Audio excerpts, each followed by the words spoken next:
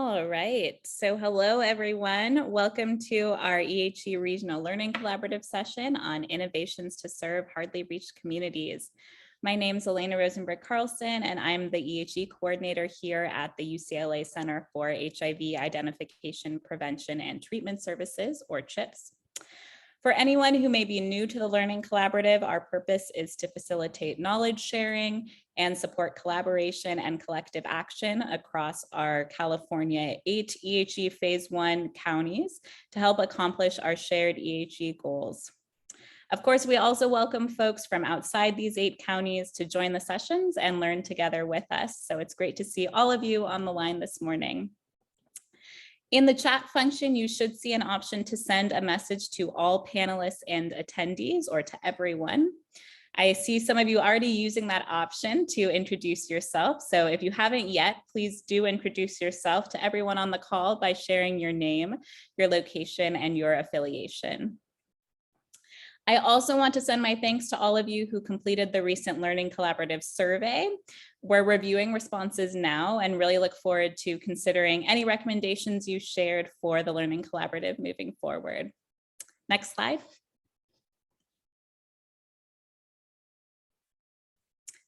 But for today, we're looking forward to a fantastic session that will feature a discussion of various programs, strategies, and approaches for ensuring our HIV services reach specific communities that are generally overlooked or inadequately reached by our traditional service system. I do want to note that we'll just be focusing on a few hardly reached communities today, but we have had a couple of sessions in the past focused on other specific communities, and I'll be sure to share links to those recordings in the follow-up email from this session. As always, please feel free to submit questions at any time during the session using the Q&A function on your Zoom control panel. We'll use the Q&A function to collect and respond to questions throughout the session and also during the live Q&A at the end. We'll also keep the chat function open in case you'd like to share comments or resources with the group at any time during the session. And I also want to note that we are recording the session and we'll post the recording and slides on our EHE Regional Response webpage within the next week. So now I'm very happy to introduce Dr. David Goodman-Meza, Assistant Professor in the Division of Infectious Diseases at the UCLA David Geffen School of Medicine. Welcome, David. Hi, thank you, Elena. I am trying to share my screen. Sorry for your document being up. So I'll be talking about HPTN-094, and I just took a quick glance through the participants list, and I see a lot of familiar names. So it might be that you've heard this talk before, but hopefully you haven't. So this is HPTN-094, short name called Integra. It is a study that is being funded by the National Institutes on Drug Abuse, but being run through the HIV Prevention Trials Network. And here locally at UCLA, we're running the study through UCLA Center for Behavioral and Addiction Medicine. So what my real objective is that I'm going to kind of describe what the study is about. Sadly, the study is currently running, so I don't have data to present, but I think especially during the Q&A after the 3 talks, we can really open it up for discussion, and I can really kind of at least talk to my biased insights on what has worked for us and what hasn't worked for us. So I'd really love to have a very interactive discussion at that point.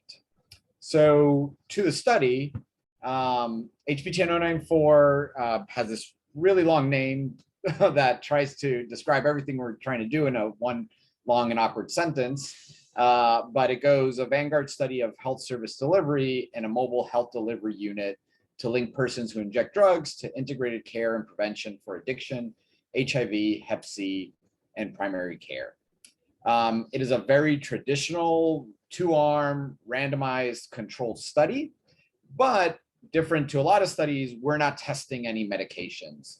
All the medications that we're providing as part of the study are all FDA approved medications. There's nothing experimental about it. the experimental piece of the study is really how we're delivering healthcare to persons who inject drugs. And we're really trying to compare or answer the question, do these big mobile units help improve care or maintain care equal, better, or worse than the kind of standard of care, which is those community-based clinics that are already in existence and have been doing excellent work for many years. So our study is slated to last about 3 years. We're already kind of finishing up year 1. But for the individual participants, their interactions with the study is about 52 weeks. It is a multi-site study. I'm running it here in LA, but it's also being implemented in Houston, Philadelphia, Bronx, and in DC. And just back to that, I think the multiple sites really talk to very diverse geographies and very diverse epidemiologies of who uses drugs in these different cities and the different locations in how people are using drugs. And so that's going to be really important because I think each of the sites have learned very different lessons that are mostly applicable to their own sites. So if your particular location looks a lot more like any of these other cities, their insights might also be very useful. So this is the study design. As I was talking about, the study has these 2 arms. I will mention that everybody in the study, regardless of what arm they're in, gets a navigator. So we're big believers in peer navigation, and I'll talk about a little bit more in depth about this in a couple of slides. But everybody in the study, either in the intervention arm or in the active control arm, gets a navigator. So in the intervention arm, people receive this one-stop shop of services from our mobile unit for a course of 6 months or close to 6 months. And when I'm talking about a one-stop shop, I'm really talking about what we envision as this shop is medications for opiate use disorder. And we primarily provide buprenorphine from the mobile unit. If somebody has had bad experiences with buprenorphine or prefers methadone, we can of course refer them to a methadone clinic, but we cannot provide methadone because of the federal guidelines around OTPs. Other interventions that we provide are either medications for treatment of HIV or prevention of HIV through PrEP. We provide services for hepatitis C, sexually transmitted infections. We provide basic primary care and mental health. And we also provide harm reduction services from the mobile unit. And this is to the community in general. So we provide syringes, needles, cookers, cottons, fit packs, and naloxone to just the community in general, regardless if they're participating in the study or not. And then if somebody is in the study, we continue to offer harm reduction because we're big believers that, well, not everybody who starts a medication is necessarily going to be abstinent off the bat. And if they are going to be using, we prefer them to use as safe as possible. So as I mentioned before, people get these services for about 6 months from the mobile unit, and then they get referred to the community clinics that are already in existence. And then we see them again at about a year out to kind of do surveys and ask them some questions and collect samples to see if there's any durability in outcomes. Our active control arm is in many ways very similar. The services that we try to navigate the participants that get randomized to this arm are really the same as those services that you would get in the intervention arm. However, as you may imagine, out in the community, many of these services are siloed. So we might have to refer somebody to multiple locations to get all of these services because, well, they don't provide HIV care at the opioid treatment program, or they might not be able to provide mental health at some primary care center. So we help them get to these services at many different locations. And again, the participants in this arm get the help of a navigator to get to these services for about 6 months. And then we retire the intervention, and then we see how it goes at about a year out. What makes us unique? We're really trying to test this hypothesis. Well, it does providing services to people where they're at improve their health outcomes. So we have this big shiny bus that's 33 by 10 feet, and we locate this bus in many different places across the county, and we try to engage with people and provide them the best care that we can. We try to be very we try to use destigmatizing language. We try to be non-judgmental. And as you can see, the bus really has no indication of what we're doing on the unit. There's no real banners talking about opiate use disorder or drug use. We try to really keep it nondescript. This is what the bus looks like inside. So it has a quite large exam room, kind of comparable to any office-based exam room that you would see. It has a central area for doing phlebotomy, and then a large restroom for taking urines and swabs for STIs. And then it has another area here that our navigators use for their work, as well as kind of storage cabinets. We keep our snacks there, etc. We are a study, so people do get many data collection points. So there's essentially 4 study visits, screening, enrollment, and then at 6 months, and then at 1 year or 52 weeks. And then at all of these visits, of course, we do a lot of questionnaires, we collect a lot of surveys, as well as we collect samples for testing for HIV, viral hepatitis, STIs, general blood tests like a CBC and chem panel, and then also urines to detect substances. And then, so we do provide compensation for all of these visits. Every site is different. Locally in LA, we provide $50 for screening, $50 for enrollment, $100 at 6 months, and $150 at 1 year. And then we provide $10 for people to check in between. We do not provide any compensation for their clinical visits or for their navigation visits, to try to keep this as comparable to the real world as we could. So as I mentioned before, we're big believers in peer navigation. And of course, we define our peer navigators as people with shared experiences or shared demographics with the participants that we're trying to enroll and engage with. And we've defined this particularly as people who've had experiences with using substances, living with HIV, being at risk for HIV, or experiencing homelessness. The model has been designed around social learning theory. It's a very collaborative and encouraging style. And we believe that it really helps the participants create and reach their health goals and address their nuanced barriers to treatment. A big component of the navigation, of course, is navigation and making referrals to community services.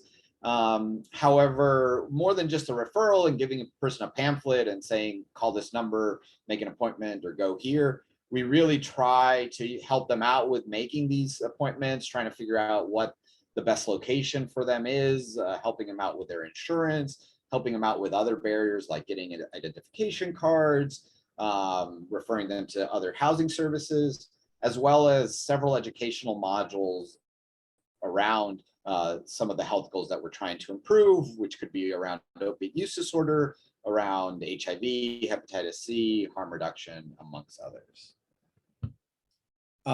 Nationwide, we're trying to enroll about 860 participants, but here local, that would be about 170 participants per site.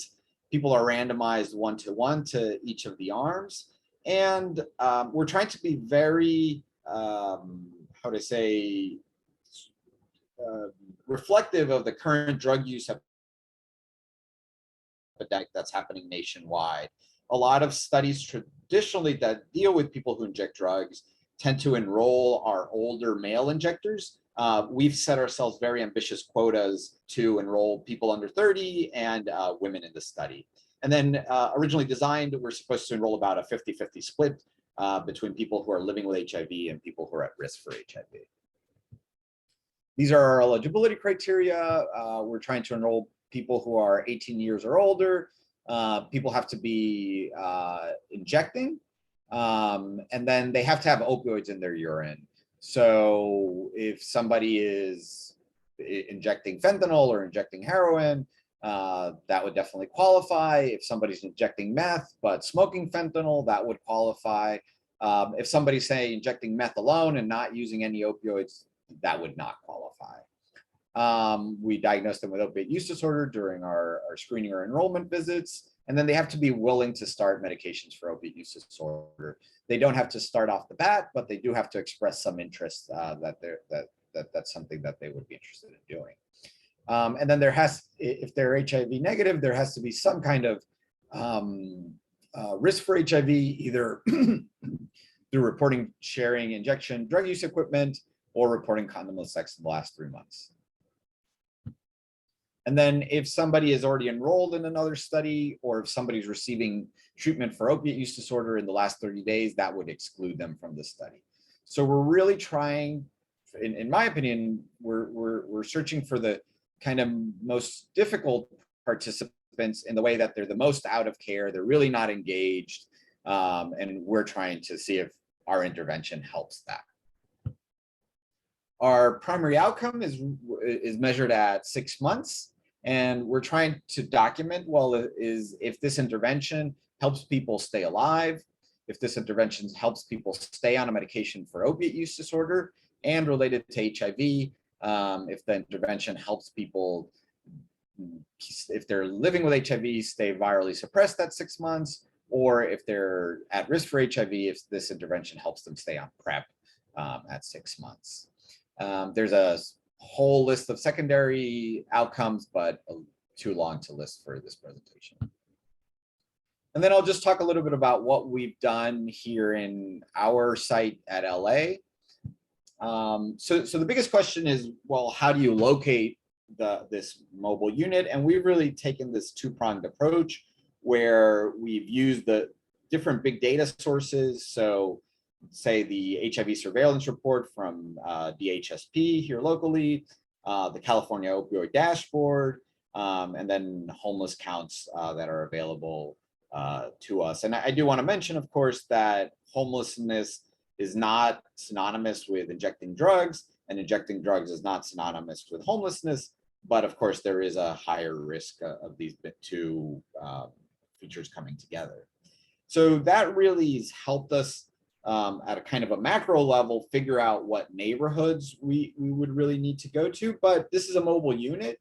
And for us, it's really important to know, well, what street corner do we park at? And we've really taken the second prong of our approach, has been really going at a more qualitative route and really talking to people and talking to participants, talking to service providers, talking to housing providers, talking to people who do harm reduction, really people who are the real experts at where a service like this could work.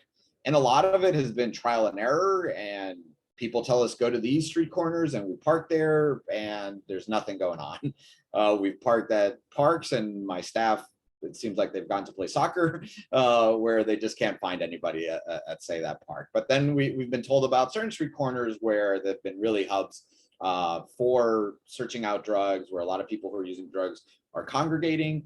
So that has been really fruitful. And then this is a map that we originally came out with for kind of planning where we would go. We had mapped out these 4 areas, kind of areas in the lower valley, in West LA, in downtown LA, or the outskirts of downtown LA, and then in the area of Long Beach. We had been based out of Long Beach for the first 6 months of the project. And now we're splitting between Long Beach and the outskirts of downtown LA. And you might ask why the outskirts and why not Skid Row? I mean, Skid Row is this kind of internationally known hub of people who are experiencing homelessness. and people who might be using drugs. But we've really thought that this mobile unit should be going out to places where services are lacking. So Skid Row is an area of LA that actually has an abundance of services. There's many providers, there's many housing providers, substance use providers. So we really didn't want to overlap and add another service where a lot of people might be already experiencing service fatigue. So we've really concentrated on the outskirts of downtown in a specific area in LA around the area of MacArthur Park. This has been kind of our map of how of our stakeholder engagement. This has been really fruitful in developing relationships with the public health agencies locally, the different community medical providers, PCPs, HIV providers, substance use providers, housing providers. We've presented the project at the different community advisory boards for CHIPS, for UCLA HIV Care, amongst others. And then we've had really good engagement with the different political leaders and law enforcement. So that's about it. And I'd really like during the Q&A, if we could kind of expand more on what has worked locally for us and what has not worked. Here's our email. Also post my personal email in the chat. If you're shy to ask a question during this session, please feel free to email me and we can set up a call and talk a little bit more about it. Thank you very much. Great. Thank you so much, David. So I already see a few great questions coming in to the Q&A, and I just want to remind everyone to feel free to submit questions to the Q&A box at any time during the session. And we'll work on answering some of those questions directly in the Q&A box, but we'll also address questions during the live Q&A at the end. So now I'd like to introduce Lucky Alexander, founder of Invisible Men. Thanks for joining us, Lucky. Thank you, Elena. I appreciate it. Super excited to be here. Hello, all. Like Elena said, my name is Lucky Alexander, and I'm the founder of Invisible Men. Next slide, please.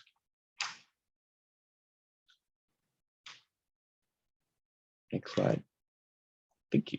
So, if we could go back one slide. Thank you. A bit about me. I'm an advocate that has been doing this work in the LGBT community for about 20 years.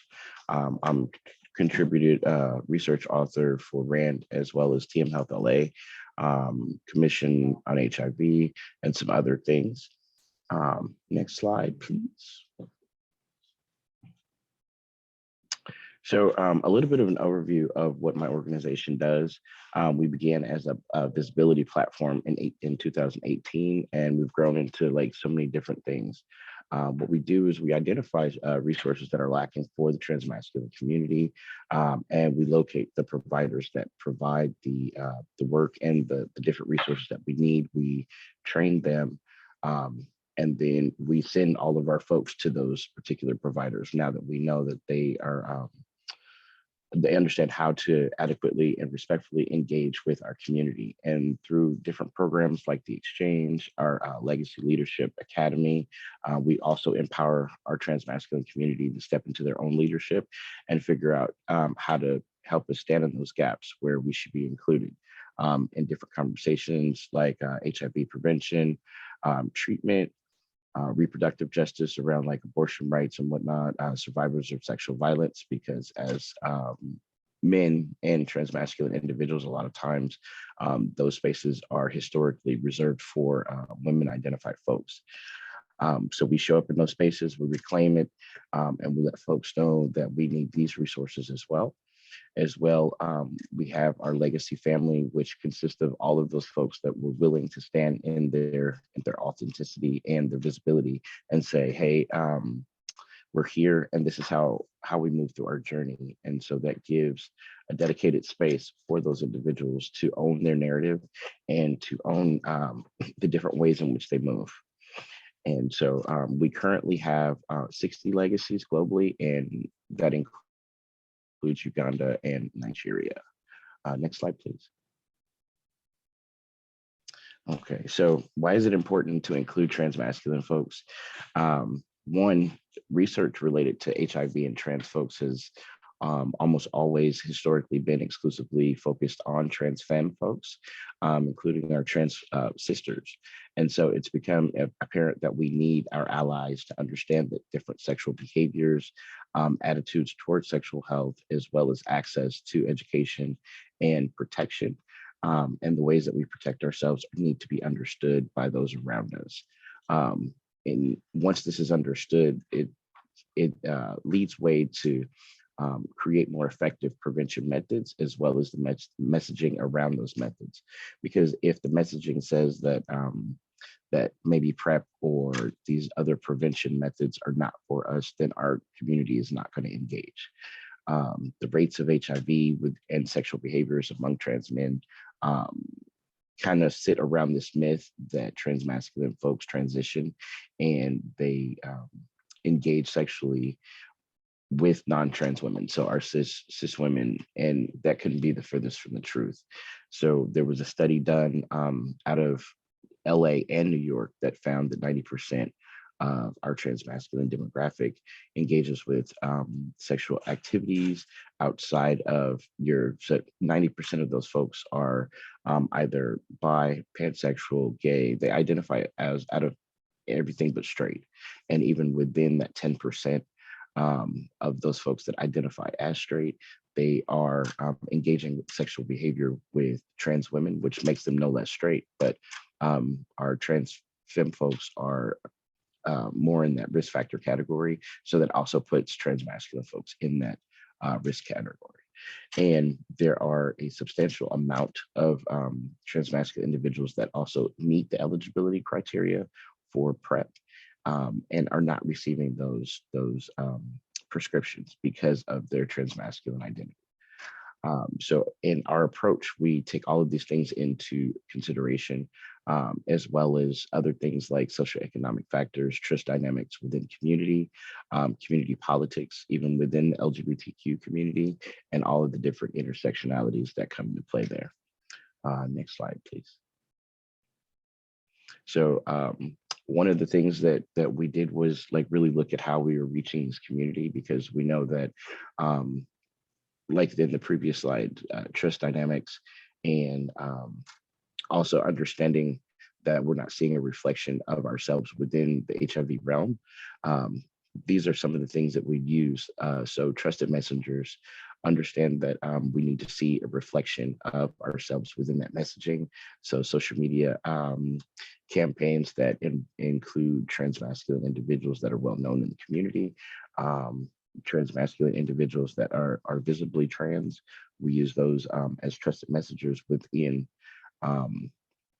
our PrEP campaigns. We also look for where our community congregates. We go to them where they are. We understand that our community has different types of access when it comes to medical, and then we attempt to accommodate what that looks like. So we find spaces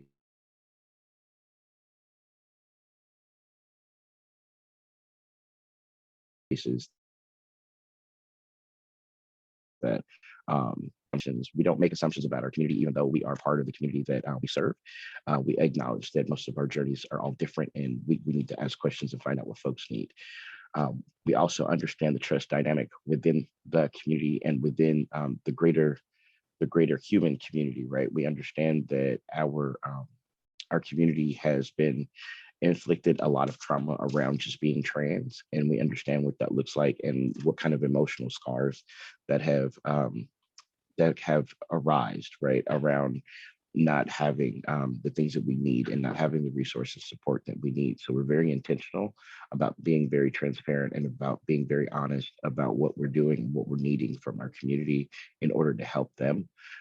We're also very much about making sure that our community has the education that they need around different PrEP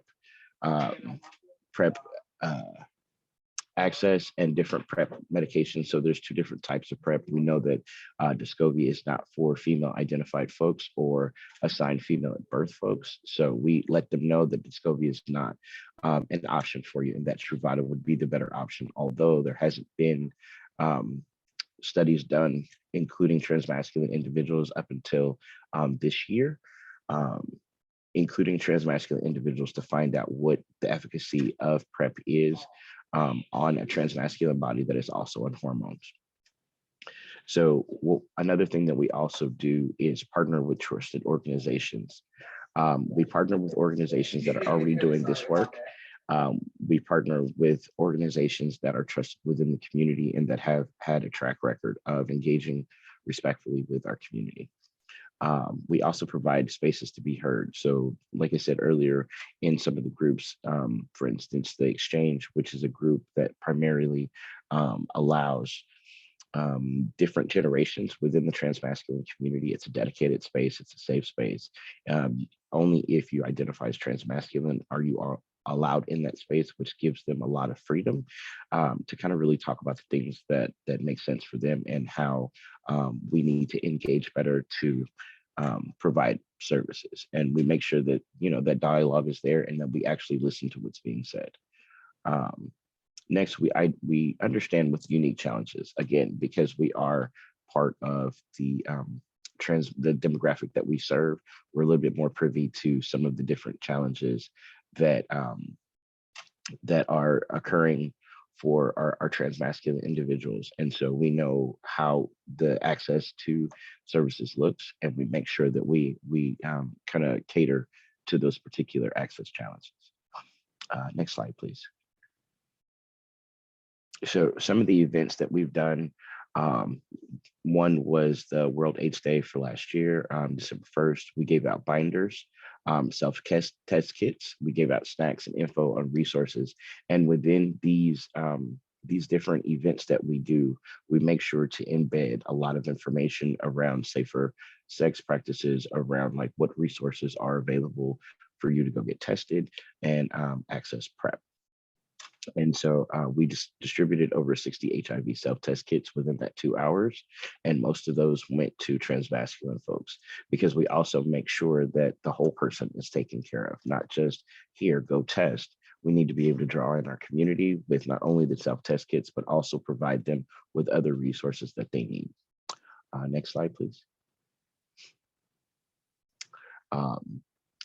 Long Beach Trans Pride. We did Long Beach Trans Pride. We distributed information on PrEP, PEP, and substance abuse. We referred 15 individuals to a few different sexual health clinics, depending on their location and geography. And we make sure that all of these clinics, we have a relationship, and it's a real relationship, not like, hey, we just we need to talk to you for a moment and we only need you for this one event, but we create longstanding relationships with APLA, Men's Health, and the LGBT Center. Next slide, please. All right.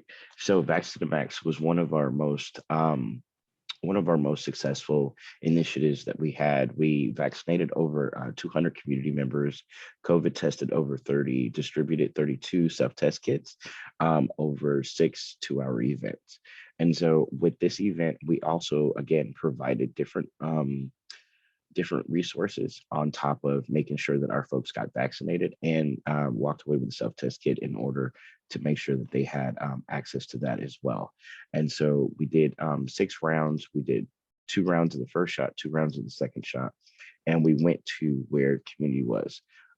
We provided food care boxes. We provided goodie bags. We provided self-care boxes. We provided a lot of different resources to make sure that folks are well taken care of. And we partnered in with, again, some of the same organizations, the LA LGBT Center, Gender Justice LA,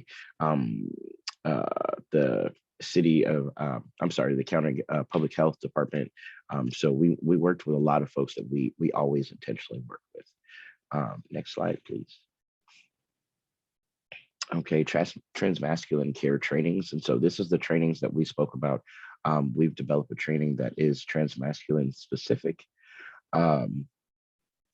Transmasculine specific to make sure that folks understand that there are different journeys and unique challenges to different parts of the trans community, and that includes the transmasculine community. And so we have different and unique challenges around making sure that we have access to OBGYN services, making sure that we have access to fertility services, making sure that if we do have a pregnant trans masculine individual, that they have prenatal care, all of those different pieces. So we train all of the folks that will be providing this type of care to make sure that our folks have support and have resources that we can lean into to make sure that they're not only healthy, but make sure that we have an incentive for them to actually go to the hospital or go to health providers, because a lot of our statistically, what is it, 80% of our transmasculine folks don't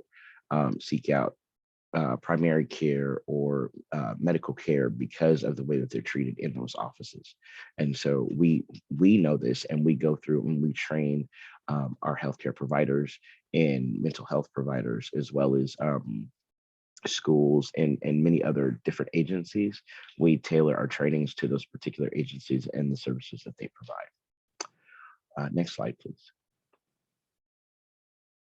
All right.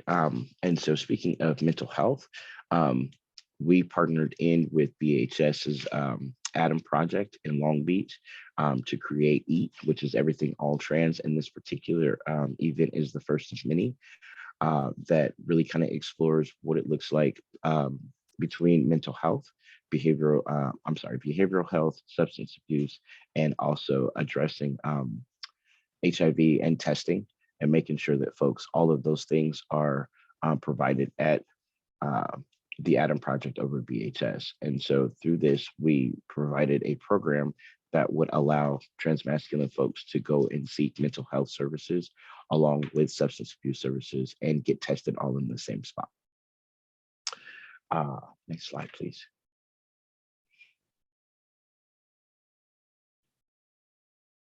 All right, so some recommendations that I would like to pass on to some folks are going to be: don't assume. You can't assume that the journey that a person is on as a trans person looks the same. Like, none of us transition the same, even within the transmasculine community and the trans femme community, non-binary and intersex folks. All of those journeys are going to look different. So understand the challenges. You can only understand the challenges if you listen to the demographic that you're attempting to serve. So create space for that to happen. And also create safe spaces in order for those folks to express what they're experiencing, and preferably to be led by TGI folks, which is the acronym is transgender nonconforming intersex folks. So if it's led by folks that look like us, you're more apt to get more honest answers. You're more apt to get more comprehensive answers that are going to help kind of support the community that you're attempting to reach. Data versus lived experience. This is something that we press because there isn't very much data around transmasculine folks and what that looks like within our community, but that does not mean that the support is not needed in there. So let's make sure that we look at what the lived experience is versus what the data is, because the data doesn't exist because we haven't been researched, but we as a community know what we need. Account for populations properly to capture appropriate data. So within the different provider arenas, let's look at making sure that trans men are counted as trans men, transmasculine folks are counted as just that. And so that is going to help us really get a good snapshot of what our risk actually looks like, as opposed to, like us literally going out and speaking to our community and finding out what are the different behaviors that are happening within our community.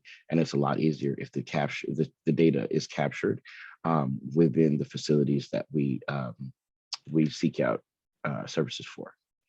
Partnering with organizations, agencies, companies that are currently working with populations that you're looking to serve.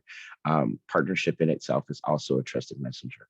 So if you're partnered with an organization that historically has worked with the trans community or the transmasculine community more specifically, that in itself is a trusted messenger, and they're more likely to reach out for services, or more likely to take advantage of the services that are offered. Social media and ad campaigns, again, trusted messenger and optics are going to be very important here. We need to be able to see ourselves reflected in those messaging in order to making sure that we reach out for those services. If there is a commercial on TV and the commercial or there's a product on TV that has a commercial for it, and it continuously has someone that does not look like the demographic that you're trying to reach out to, they're not going to engage with the product or the service. Incentivize programs. Understand that the incentive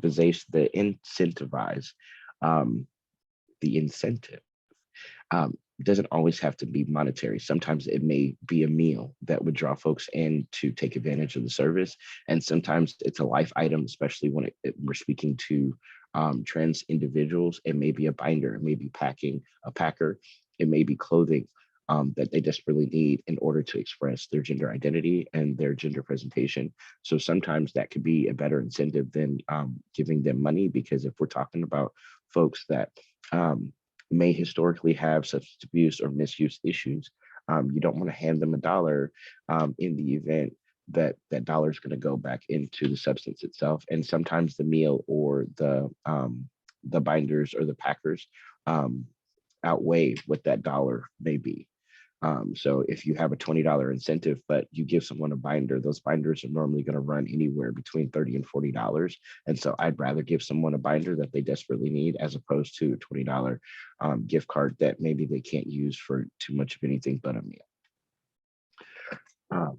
Next slide, please.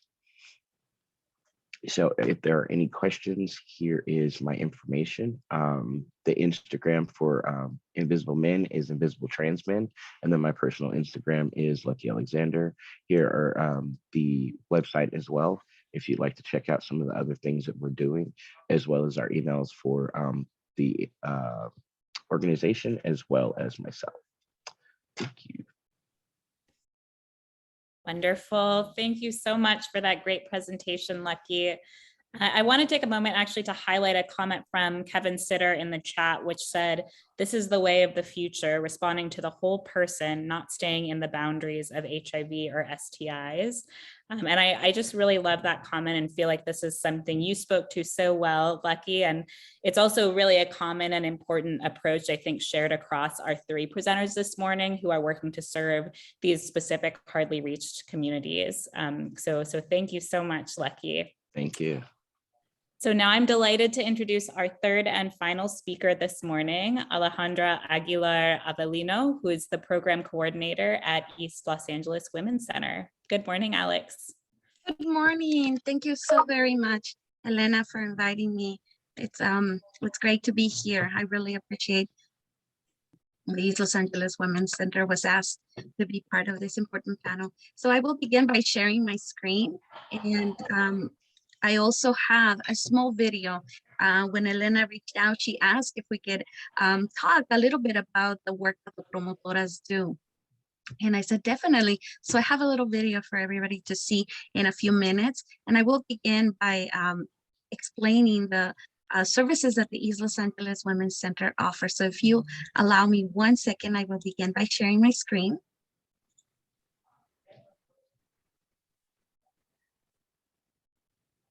Thank you. Is everybody able to see okay? Yep, I can see your screen, Alex. Looks great. Wonderful. Thank you so very much, Elena. So my name is Alejandra Aguilar. I am the program coordinator here at the East Los Angeles Women's Center, and I have been in the field of HIV for almost 20 years. I actually began working in the field of HIV on World AIDS Day many years ago, and it has been a very delightful experience to be able to assist women, primarily women, cisgender women, in learning about their status, connecting them to care, and also along the way, meeting other providers and together combining our efforts to reach the Latinx community with HIV prevention message, with the importance of adhering to treatment, reaching, accessing services. My contact information will be shared at the end. Feel free to reach out to me if you have any questions. And I also look forward to the discussion that we will have in a few minutes. So the East Los Angeles Women's Center was actually founded in 1976 by community volunteers who established the first bilingual sexual assault hotline in the nation. In the United States, there are rape crisis centers in all of states. In Los Angeles County, we have about 9 rape crisis centers. And so at these rape crisis centers, we provide services to survivors. Our name happens to be the East Los Angeles Women's Center, but we provide services to everyone and anyone who is a survivor of either domestic violence or sexual assault or rape. Actually, in 1985, the East Los Angeles Women's Center began also operating the Southern California AIDS Hotline. And after it transitioned into the HIV information line, which happens to be the line that is connected to my extension, I answer the HIV information line. And I mentioned the HIV information line because it is a resource that many women, primarily, specifically women living with HIV, continue to use to connect with us. Many times they just call to vent, looking for support, but it has been a steady connection. That line has never closed, and it continues to be open. Today, the East Los Angeles Women's Center is recognized as a leading voice for thousands of survivors. We are very proud to say that our services are responsive, specifically for Latinx communities and their families in the areas of sexual assault, domestic violence, HIV, and also an array of other services that interconnect. And this is picture of the plethora of services that we provide. Our core services are trauma-informed services, such as counseling, therapy, accompaniments, advocacy for survivors of rape, domestic violence, sexual assault. We also provide housing services. Our male engagement program is one that provides men and anyone who is a father figure an opportunity to gather around a circle and talk about issues that are important for them, including protecting their health. We also have youth leadership services, community engagement, and that's the one that I will be highlighting in a few moments, which is the Promotora program. East Los Angeles Women's Center, we have had a Promotora program for many years. When I actually began working here at East Los Angeles Women's Center in 2005, our HIV Promotora program had already been developed, and it was starting to become larger. And for many years, we provided Promotora training. And what that meant is that we looked for women in the community who wanted to learn about HIV prevention, HIV awareness, and be able to go to their communities and talk to other women that probably we were never going to be able to reach because they didn't have a way to connect with us. And we successfully did that through the Promotoras. Promotoras were able to connect women to come into the East Los Angeles Women's Center and get tested. Not only did they bring the women, but they also brought their partners to get tested, to learn about their status, to be connected to services, and in many instances to also begin the process of healing because they had been, they were survivors of trauma. So what we hope here as a whole, as an agency, the East Los Angeles Women's Center is actually one of the very few crisis centers that has a full functioning HIV prevention program. We take it upon ourselves to train the sexual assault advocates, the domestic violence advocates, so that they are able to spot if there are any vulnerabilities to HIV in the clients that they service and connect them to HIV prevention here in this department. We also provide a broad range of other services. And one of the things that we do is that we recognize and honor the cultural strengths of the communities that we serve. All around, I invite anyone who is in LA, or if you happen to travel to East Los Angeles or Los Angeles County, come in, come and visit the East Los Angeles Women's Center, where you will be able to see that the services that we provide are rooted in positive cultural influences. And these influences help, these services that are rooted in these positive cultural influences are helpful for families to become grounded and centered, from doing un día de sanación, a day of healing that reflects the traditions of the culture, to having a danza, to invite women to come in and bring items that make them feel at home, and are honored for doing that.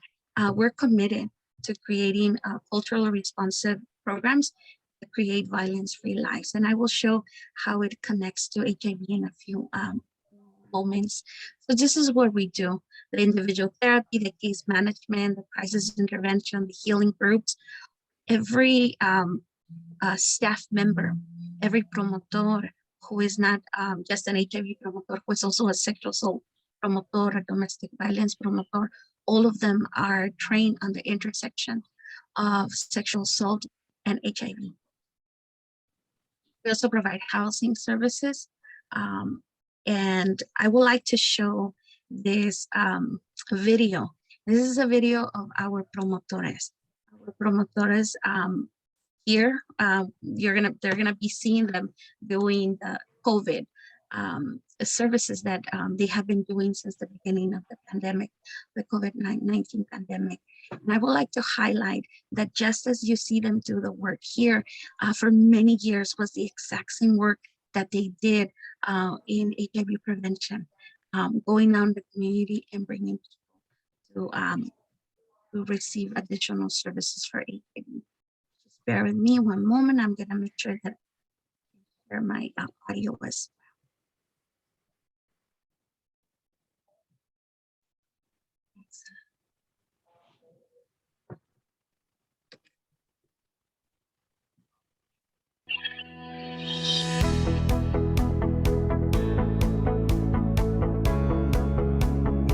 Estamos haciendo outreach en la comunidad, alcance a nuestra comunidad latina aquí pues en el área del este de Los Ángeles. Como ahorita se han dado cuenta, se ha incrementado un alto volumen de las enfermedades y queremos que la gente esté consciente de lavarse las manos, de usar la mascarilla, el distanciamiento.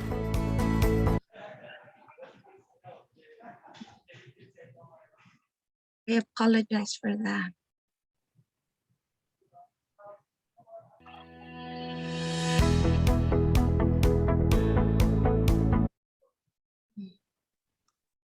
Sorry.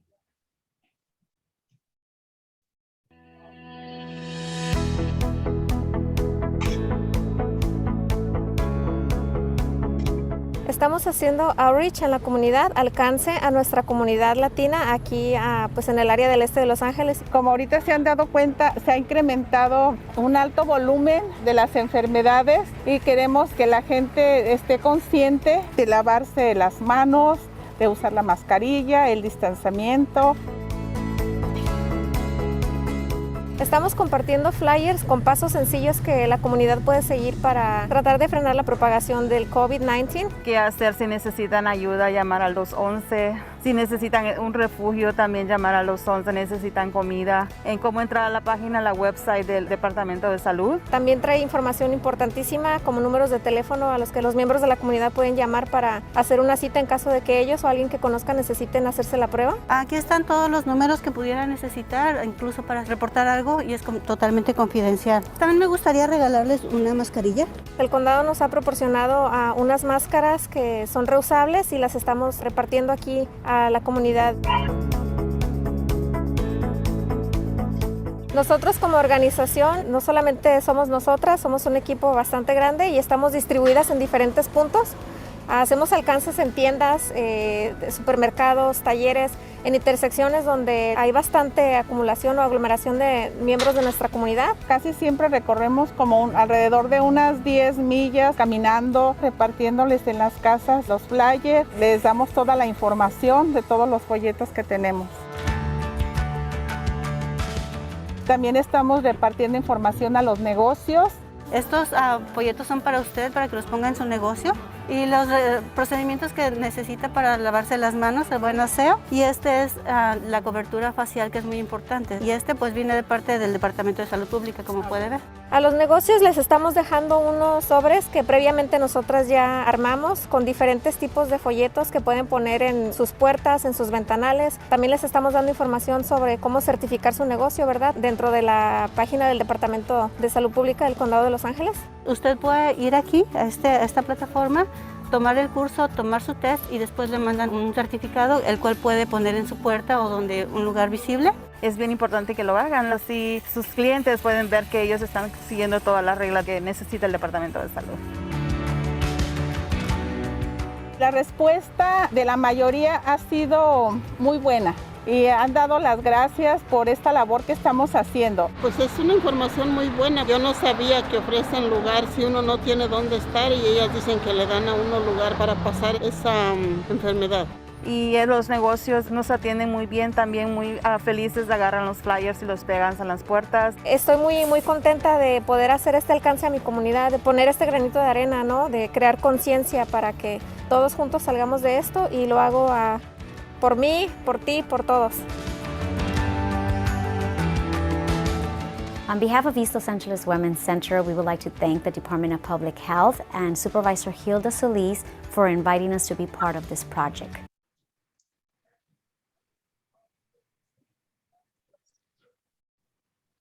Thank you. Thank you for listening to this video. And I would like to invite everyone to envision, just as you saw the promotoras doing the work on COVID awareness, one of the things that they do is they do the exact same thing for HIV. Several of the promotoras that you saw in the video come back, and they get condoms. They also come to the office, and they get a sample of the testing kits so that they can distribute. They are very eager to come in and tell the team, hey, Alex, Carla, Lisette, Daniela, Telma, I want you to know that there's this place where women want to learn more about HIV. They want to know about PrEP, or I have one of the promotoras reached out to me via the HIV information line. She called me and she said, Alejandra, there is a gentleman here who has been without care, and he's looking for treatment. He's HIV positive. And by her remembering, we have the HIV information line, she was well versed in what to say, provided information to him. He was linked that same day, thanks to one of our partners who responded right away. And so they are very, very dedicated. They talk the talk, but they also walk the walk. They have done prevention for them first. So they know what it is, they know how beneficial it is, and then they go out and ignite that in our communities. Just want to make sure, is everybody able to see the screen, what I'm showing? Yes, we can all see.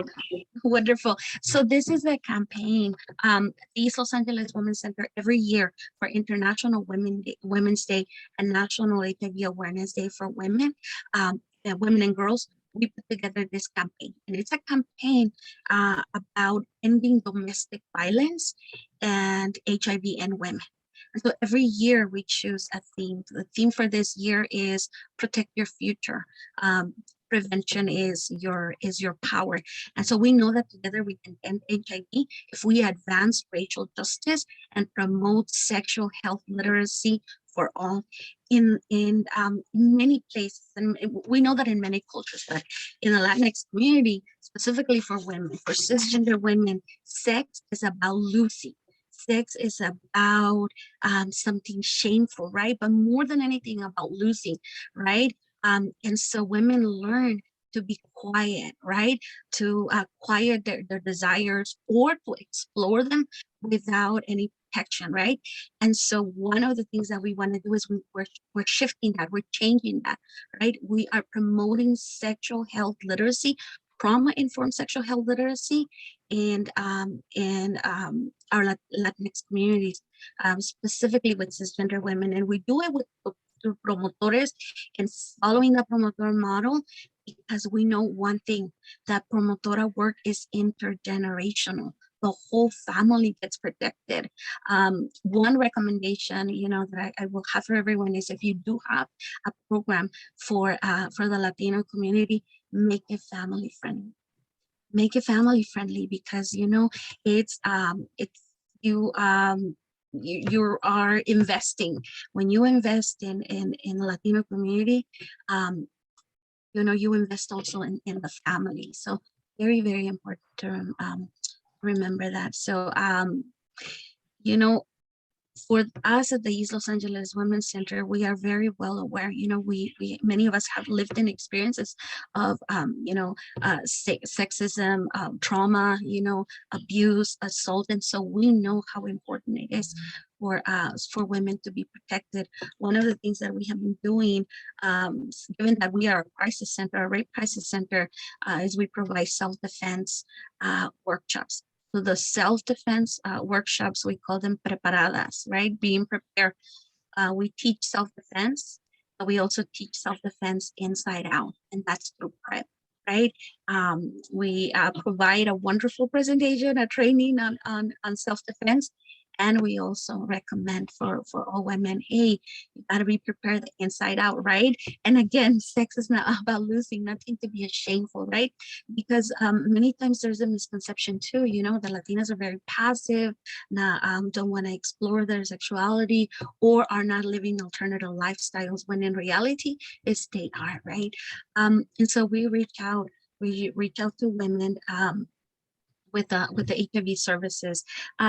The campaign you can see here in the on one of the pictures, on one of the posters, is one of our promotoras. It's the one that says, taking care of yourself takes care of others, and giving them this power, to help create this campaign is really, really beneficial. This is one of our promotoras who is amazing at bringing in recruiting people for HIV services.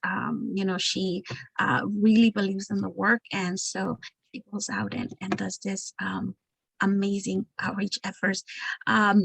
These are some of the numbers that we reach, and of course these are general numbers for the whole agency, but I would like to invite you to pay attention, close attention to the 4,000 community members that are reached in the 6 Promotora Collective. This is per year. And as I mentioned, our promotoras, the promotoras at East Los Angeles Women's Center, are trained using the model that was designed, curriculum that was designed for HIV. Out of that curriculum came our Promotores contra la Violencia model. And so all of these women learn, part of their training is to learn about HIV as well. In addition to the services that the East LA Women's Center does, such as HIV navigation, where we do individual sessions with women, we advocate for them. We don't just do the service, we advocate for them. And advocating means that, we can call the providers to advocate for them. We're available via text if they are ready to go. We have partners here in Los Angeles County that are very welcoming to provide testing for the women that we refer. And so many times they're so worried. We're here. The navigators are here, available to support them, to advocate for them. We're there. And it can be just via text, they're texting us before they get tested. They're texting us on what to say. That health literacy is so important. What to say, how do they talk to the provider?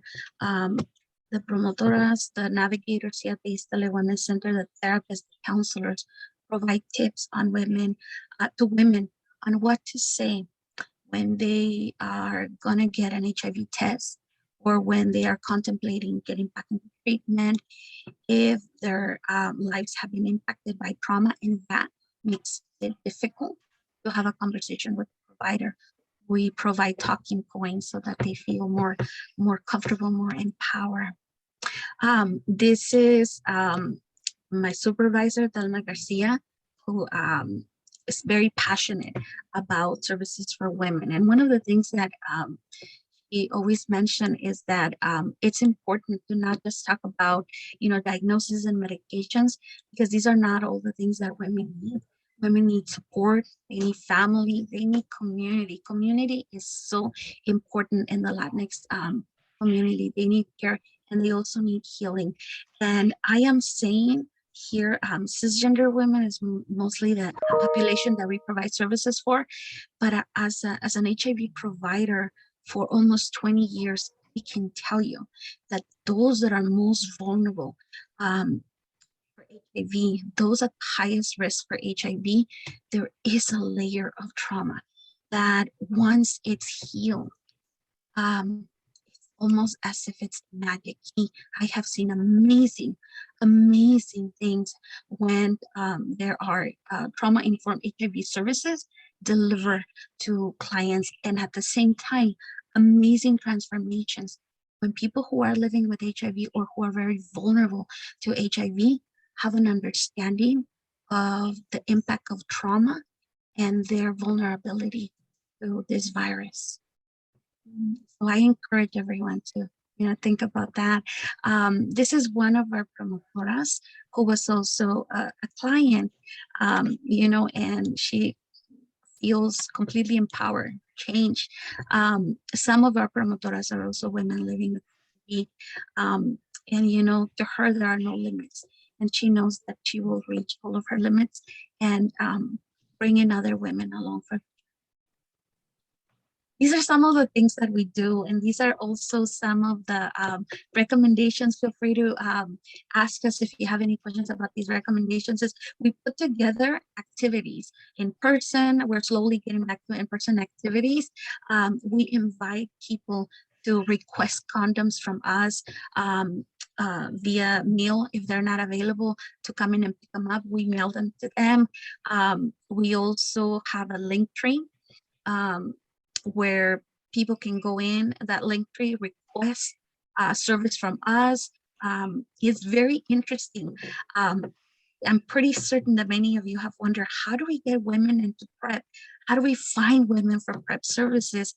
Not that long ago, actually, a couple of months ago, we included a tab on our link tree for people to request services. And we primarily began to do it if they wanted us to connect them to self-test, if they wanted us to mail them a self-test kit or condoms. But one of the questions we asked there is if they were interested in PrEP. And to our surprise, women responded. The last 3 women that we connected to PrEP, we didn't go and find them. They found us. How did they find us? By our online presence.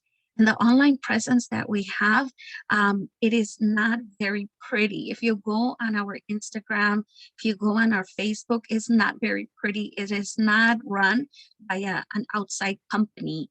It is the providers, us, the navigators, the staff, talking about what we're doing, but always thinking of the people that are watching our social media as consumers.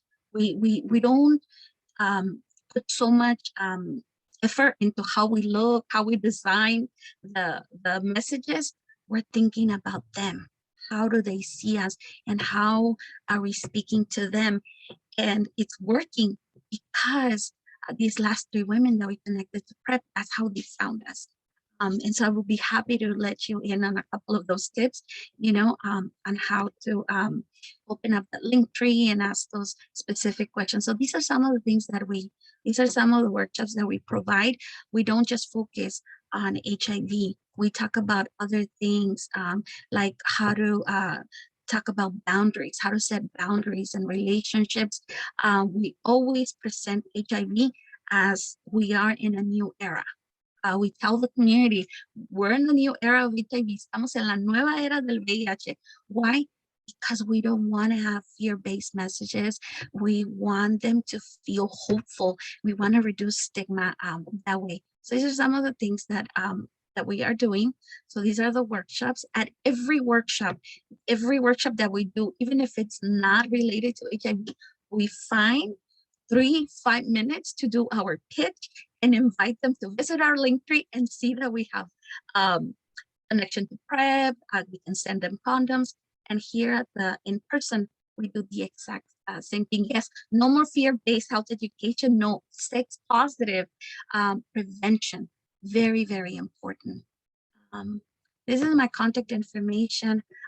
Our handle is there, ELAWC HIV, as well as the main one, for you to see how we are doing the messages. Feel free to visit our link tree and see what we're all about.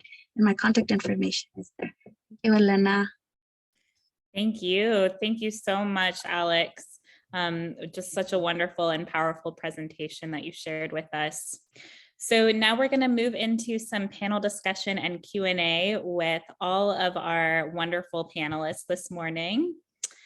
We are going to start with a few questions that were commonly asked during registration, and then we'll move into open Q&A. So feel free to continue submitting questions in the Q&A box as you have them. And if there are any questions we can't get to during the session, we'll be sure to follow up with responses to those afterwards. So during registration, several participants asked some version of this question, which is about the critical issue of trust and mistrust. So the question is, how do you build trust with communities that have been hurt and or marginalized by our traditional service systems? And I'd love to invite Lucky maybe to start off for that question. What are your thoughts, Lucky? Well, we're super big about trusted messengers. We're super big about understanding the different traumas that our community has gone through, right? And so you have to start there. You have to understand, where is the mistrust coming from? Understand why our communities are not trusting medical providers, right? And so I think that we need to first, once we understand why that trust is not there, also provide those communities with as much transparency and as much honesty as you can. Our core value is integrity and making sure that our community has the most up-to-date and the most accurate information that we can provide. Thank you, Lucky. David, did you want to share your thoughts on that question? Yeah, sure. So I think trust takes time, and you can't expect to go out into community and be welcomed with open arms. You have to win a few battles before people will trust you. So just go out there, do a lot of good work, and over time that good work will shine. And a lot of, at least with the people who I'm working for, people who inject drugs, it's a lot of mouth to mouth, right? They're not going on Google to check my reviews, or I don't think. It's really networking and people talking to each other. So you just have to do good to one, that person tells the other, do good to them, that person tells another, and so on and so forth. I think also the piece of language, knowing how to talk when you're working with people, and using non-stigmatizing, non-judgmental words, I think is just super important. Thank you so much, David. Alex, did you want to chime in as well? Yeah, one thing that I want to say is to honor them, honor the people that you are serving from the moment a rant is written, from the moment a proposal is written. Honor them. Make sure that you understand all the intersections that they deal with, right? From racism, homophobia, sexism. Also know that many times it is unsaid. It is not said, but the pain that people have from having been abused really connects to the risk. And so honor them and be present for them, from a navigation session to doing outreach, to inviting them to be part of a focus group. Truly honor them, be fully present for them. If I can invite providers to do one thing, is take an opportunity when we can, and if we're ready, to begin our journey towards healing, because that at times can impact how we are present for our clients, so that we also do not hurt ourselves in the process. Thank you all so much.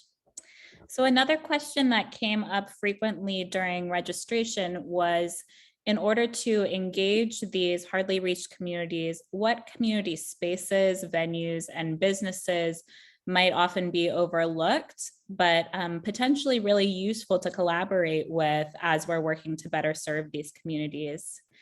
David, do you want to start off on that question? So I think for us, our example was we bring a big bus and we use that space primarily. However, the other space we've really used is the virtual space. So after our initial engagement and people enroll in the study, we just kind of follow up with phone calls and video calls. And that's been successful with people who have the technology to do that. A lot of our participants, of course, have a Russian roulette with telephones.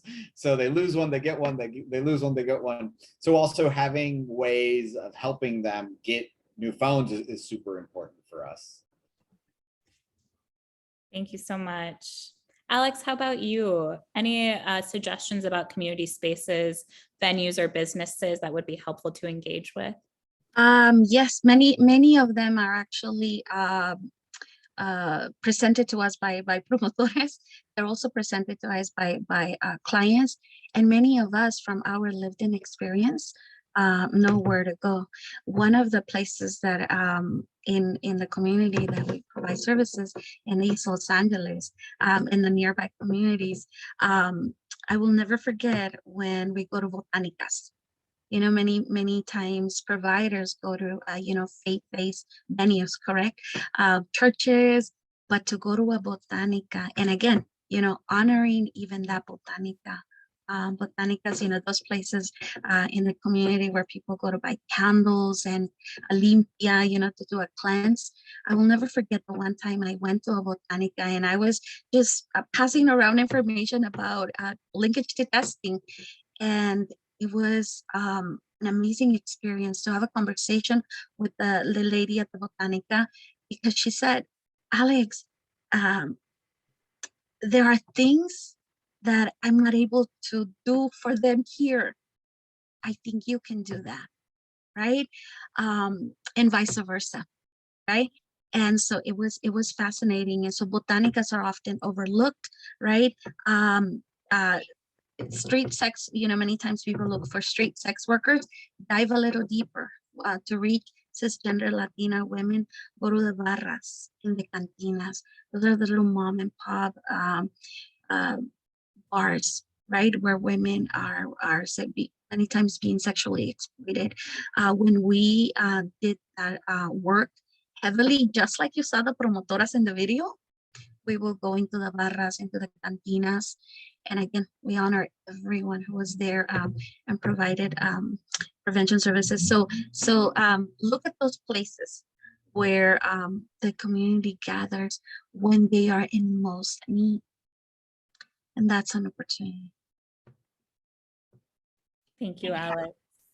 Lucky, how about for you? Any recommendations for community spaces, venues, or businesses that can help us better reach and serve transmasculine folks? Because there aren't often.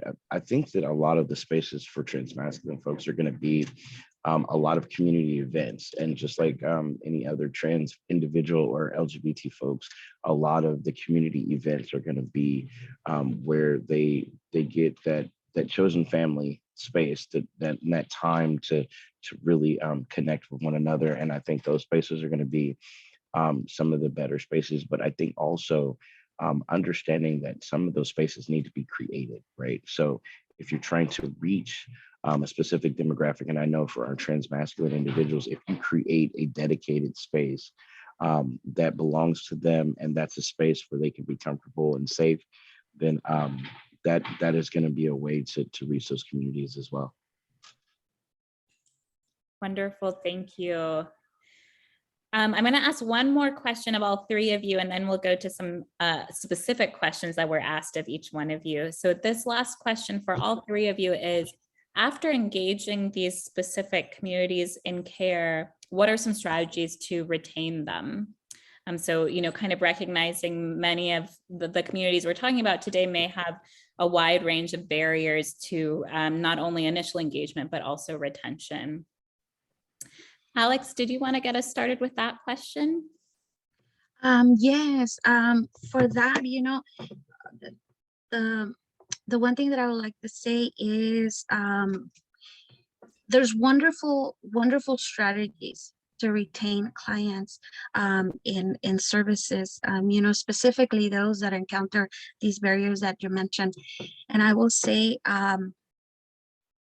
what's needed is that these the programs that already are in place, they need to be sustained for a long time. That's very important. Following up with clients, many times for groups, follow-up is only a certain amount of time. It's important that it's consistent and long-term, very important. Thank you, Alex. How about for you, Lucky? Any thoughts about retention and care? What are some strategies you think would be useful?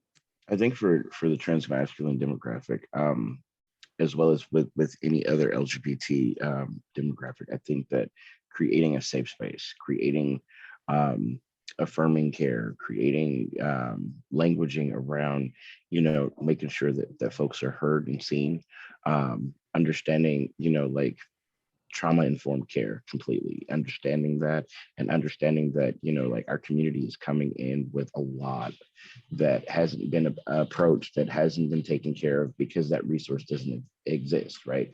Or those resources are newly existing now. So understanding that once you get in there, make sure that you're affirming, make sure that, like Alex said, honor those folks. Great. David, any thoughts from you? So know that this is hard work. It's not going to be easy. I think 2, be persistent, very persistent, not taking anything personal as the provider trying to do this work.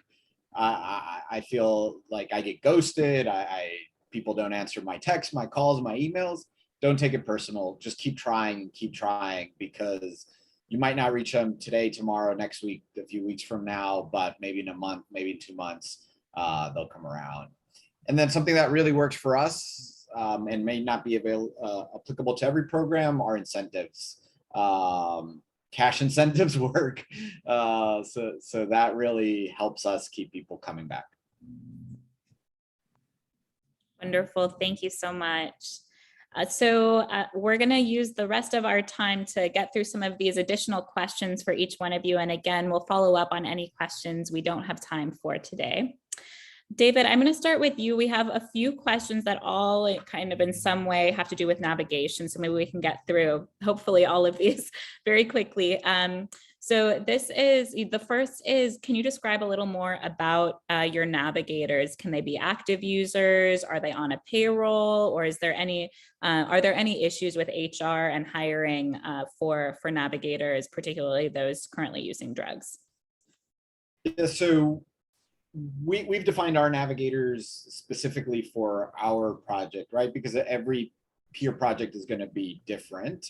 But for our project, they're people with experiences of using or injecting drugs, people living with or at risk for HIV or experiencing homelessness, because those are the kind of demographics of the people that we're looking to enroll and engage. It's hard for people who might be actively using drugs to be part of our project. If they might be, and I just don't know about it, because it's of course a hidden behavior that you probably are not going to tell your supervisor or boss. But we have had issue that all of our navigators are on UCLA payroll. However, we have tried to hire, and I have a specific case of one person who everything was excellent on paper, and I so wanted this person to be a part of my team, but my institution's HR blocked the person's employment due to some prior criminal activity. So that is definitely something to take into account that makes it difficult. Thanks, David. One other quick thing on this topic for you is, so, you know, people who inject drugs include some who inject meth. Do you have a specific referral policy for those folks who might not be eligible for this study and intervention? If so, do you have sufficient spaces that you're finding in treatment programs to refer folks out to for addiction counseling and treatment services? Yeah, I mean, meth here in the Southwest is so challenging, right? And of all of the participants, except maybe one that have been eligible and enrolled in our study, they've all had meth on board. So it's really the common denominator, and it really just places so many people at higher risk for HIV. Our main kind of policies are, for people who enroll in this study, is we first treat the opiate use disorder and then try to refer out for treatment of the meth use disorder. For people who do not qualify for the study, it's really been important to partner with agencies, and that's part of the kind of pre-implementation community engagement that we've done. So like in Long Beach, referring people to organizations like BHS or the Multi-Services Center down there, or down in the LA area to organizations like Clear Matrix. So you really have to partner up. We haven't really found issues here, at least in LA, for people getting into an addiction treatment program regarding availability, especially say like methadone. It's just, you just have to figure out what days they're doing intakes and whatnot. The one challenge I will say is with buprenorphine is one of the tools available is the SAMHSA lookup tool, and that is quite outdated. We did a manual search and called all of these offices, and many of them were really, phone numbers didn't work, or providers weren't providing buprenorphine. So you have to do your homework, I think, before going out and doing the work. Thank you, David. Lucky, this question is for you. So someone says, you mentioned people who are visibly trans, in quotes. How does trans look? Doesn't that enforce the idea of clocking trans people when we know the dangers of assuming someone who is trans because they look trans? Can you please expand a little more on that? So to expand on that, that wasn't really referencing visibly trans folks in that particular kind of way, because yes, it is dangerous for our folks that maybe early in transition, and like we have transphobic folks that do target them. But the visibly trans folks that I was referring to are the folks that step into their and are advocates, and folks that are openly trans. Maybe that the terminology was incorrect. So openly trans. Folks like me and other advocates that are out here and that are recognizable in community. And so for the transmasculine individuals that maybe have been out here doing the work, and they choose to be on a PrEP campaign to say, hey, I'm trans and I use PrEP. Those are the folks that we're looking for. Those are folks that we're looking to kind of stand in those spaces. Although trans does not have a look, and that's absolutely right for the individual that put the question out there. Trans doesn't have a specific look. It doesn't have these parameters that say, well, because you look like this, that makes you trans. We're looking at folks that are recognizable in community, because if your target audience is trans folks and they see someone that they recognize, they're more apt to engage with the campaign. Thank you so much, Lucky. So we are at 11:30. I wish we had many more hours to talk with you all. So thank you so much. I know we do have a few other questions we weren't able to get to, so we'll certainly share responses to those after the session today. There was one that came in for Alex that I just wanted to, this was about whether East LA Women's Center also serves Latinx trans women, not just cis women. I know that you do, so I just wanted to affirm that for everyone on the line. And if folks are interested, definitely feel free to follow up with Alex. I'll share everyone's contact information afterwards. But I do just want to thank everyone so much again, our incredible panelists, for sharing your amazing work, programming, insights with everyone today, our wonderful participants for sharing your fantastic questions, such a great discussion. Please do, as usual, look out for a follow-up email from me later today with information from the session and also a link to our quick evaluation form. And we will post the recording and slides by early next week on our EHE Regional Response webpage. So thank you all so much again, and have a great afternoon.